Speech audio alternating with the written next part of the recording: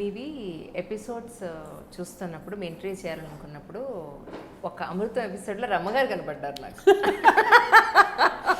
అమృతం చెప్తానండి. Budgets TV అంటేనే budget కదా, చాలా తక్కువ కదండి. అంటే మనం వీళ్ళని తక్కువలో చేయాలి. ఆర్టిస్టులు పిలిస్తే ఇప్పుడు ఉన్నమాట చెప్పాలి అని అంటే ఒక రీజనబుల్ ఆర్టిస్ట్ అందంగా కనపడి ఒక ఫీమేల్ ఆర్టిస్ట్ని రప్పించాలని అంటే మాకు 1000 rupees per day each thing. అప్పట్లోనే మామూలు 500 అంటే మనకు తగ్గ రిఫైన్డ్ ఫేసెస్ రావటం కష్టం అండి. ఏమాత్రం కొంచెం అందం ఉండి కొంచెం యాక్టర్స్ ఎస్టాబ్లిష్డ్ వాళ్ళు పిలుద్దామంటే వాళ్ళు 2000-3000 అడిగేవారు. బికాజ్ ఫుల్ లెంత్ రోల్స్ అయితే 1000 రూపాయలకి అది చేస్తారు, కానీ మనం ఒక్క రోజుకి పిలిస్తే న్యాచురల్లీ ఎక్కువ అడిగేవారండి. సో నేను ఏంటంటే ఏం పెట్టుకున్నానంటే ఇలాగైతే మనకు అవ్వదని చెప్పేసి 2 డేట్స్ ప్రాబ్లం అయిపోయింది. సో నా అసిస్టెంట్ డైరెక్టర్లు అందరూ కూడా ఆర్టిస్టులు అవ్వాలన్నాను నేను. వాళ్ళు మీకు చేసి పనే ఉంది, మీరు ఆర్టిస్ట్ కమ్ అసిస్టెంట్ డైరెక్టర్. అలాగే వాసు అని ఇంటూరు వాసు అని సర్వం క్యారెక్టర్ చేశారు కదండి. తను మీరు చూడండి ఫస్ట్ ఎపిసోడ్స్లో ఆఫీస్లో క్లర్క్ కింద ఉంటాడు. తర్వాత సబ్సిక్వెంట్గా మాది మొత్తం బేస్ అంతా హోటల్కి షిఫ్ట్ అయిపోయిన తర్వాత అతనికి సర్వం క్యారెక్టర్ చేస్తాం. అలాగా చేసి మీరు చేసి తీరాల్సింది. నా అసిస్టెంట్ డైరెక్టర్స్ అందరూ యాక్ట్ చేశారు. రమ ఆవిడ తను అప్పుడు తను దీనికి ప్రొడక్షన్ దీంట్లో ఉండేవారండి తను అక్కడ జస్టైల్లో. సో నాకు ఎలాగూ చిన్నప్పటి నుంచి ఆ దీంట్లో చెప్పాలంటే రమావత్సల షీ ఈజ్ మై క్లాస్మేట్ అండి యాక్చువల్లీ. సో చిన్నప్పటి నుంచి నాకు బాగా పరిచయం. తన్ని ఒక క్యారెక్టర్ నువ్వు చేయాల్సిందే రా అని చెప్పేసి తీసుకుని వెళ్ళిపోయి కూర్చోబెట్టి చేసి వాళ్ళు మాకు ఎవరు లేరు నువ్వే అని చెప్పి అలా దొరికిన వాళ్ళు దొరికినట్టుగా.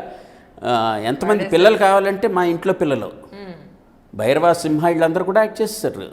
చిన్న చిన్న చిన్న పిల్లలు దీంట్లో ఇంకా మన కిమ్స్ భాస్కర్ రావు పిల్లలు, తర్వాత గురవారెడ్డి గారు సన్షైన్ గురవారెడ్డి గారి పిల్లలు, డాక్టర్ గురవారెడ్డి గారి పిల్లలు, వాళ్ళందరితో కూడా యాక్ట్ చేయించేసేవాళ్ళం. వాళ్ళు రమ్మని వాళ్ళ చిన్నపిల్లలు ఏంటంటే వాళ్ళు రమ్మని వాళ్ళంటే చేయించడం ఇలాగ ఎవరికి వాళ్ళే. సో చుట్టాలు ఏదంటే మనకి అసిస్టెంట్ డైరెక్టర్స్ ఎవరైనా తెలిసిన వాళ్ళు ఆ రకంగా. ఒకసారి మన తినున్నారు కదా హను ఆర్పుడి, తను కూడా అమృతంకి ఫస్ట్ అసిస్టెంట్ డైరెక్టర్గా జాయిన్ అయ్యాడు. తను ఒకసారి నేను ముగ్గు ఎపిసోడ్ చేస్తున్నా నా ఇనీషియల్ డేస్లో. సంక్రాంతి ముగ్గు అమ్మాయిలు కావాలి, గృహిణులు కావాలి, ముగ్గులు కాంపిటీషను. మనకేమో బడ్జెట్లో అంటే హీ టుక్ దట్ ఇదండి, నేను తీసుకొస్తాను మీకు ఎందుకండి అని చెప్పేసానని. తన దిల్సుఖ్ నగర్లో ఉండేవాడు. తనకు తెలిసిన కాలనీలో ఉండే మహిళా మండలిని అందరినీ తీసుకుని వచ్చేసాడు. మీరు ముగ్గులు కాంపిటీషన్ మీరు టీవీలో కనబడతారు రండి. It turned out to be so beautiful episode. మనం ఒరిజినల్ ఆర్టిస్ట్లో జూనియర్ ఆర్టిస్ట్లో పెట్టుకున్నా అంత ఇది రాదు మనకి. వాళ్ళందరూ చక్కగా ముగ్గులు వేసుకుంటే వేస్తారు. ఆ ఎపిసోడ్ అంతా పర్ఫెక్ట్గా తీసుకున్నాను, అందంగా కనపడ్డారు, అంతా బాగుంది అనమాట. అలాగా చేసేవాళ్ళం. తెలిసిన వాళ్ళందరినీ తీసుకొచ్చేయండి అని వాళ్ళు.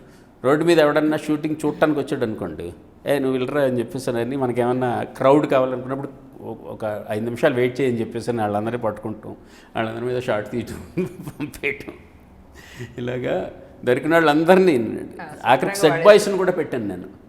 సెట్ బాయ్స్ వీళ్ళందరూ చిన్న చిన్న క్యారెక్టర్లకి వచ్చే దీనికి నువ్వు ఇటురా అని చెప్పేసానని ఇది చెయ్యి అంటే అది చేయటం, డైలాగ్ చెప్పడం, వెళ్ళిపోవటం. It use be so funny. So Amrutham సెట్లో ప్రతి ఆర్టిస్టే. అలా కాస్ట్యూమర్స్ దగ్గర నుంచి మేకప్ వాళ్ళు అందరినీ ఆడేసాం. రమ్మగారు అక్కడ చూసాక తర్వాత గుర్తొచ్చింది మేము యాక్చువల్లీ ఒక ఎపిసోడ్లో అయితే రండి రాము అని కెమెరా తను చేసేవాడు, షాకుమూరి రాము అని.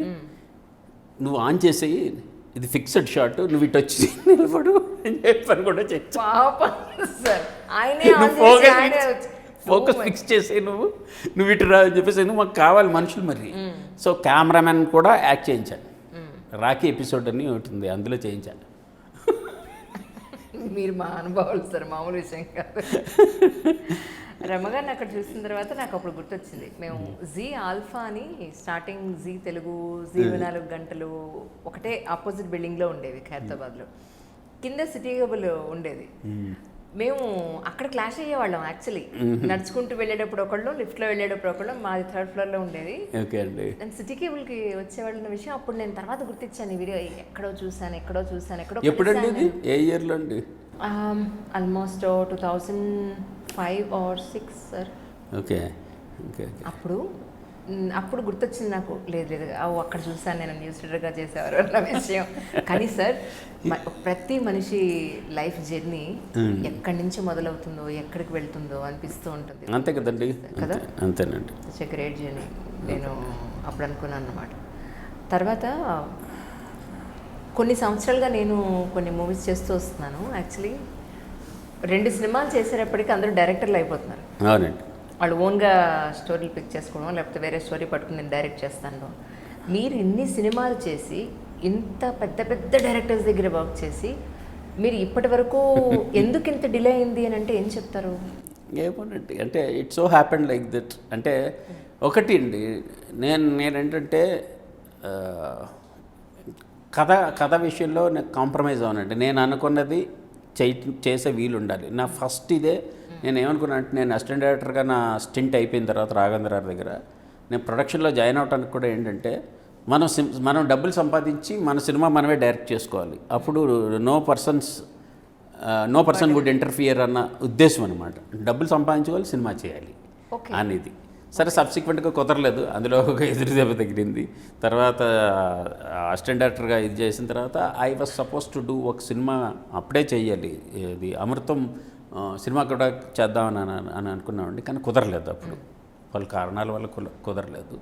ఆ తర్వాత రాజమౌళి బాగా సింహాద్రి సినిమాతోటి బాగా బిజీ అవటం, ఇందులోకి రావటం, కథలు చేసుకుంటూ చెప్దాంలే అని చెప్పేసి నన్ను అనుకుంటూ అట్లా డాట్ చేయింది.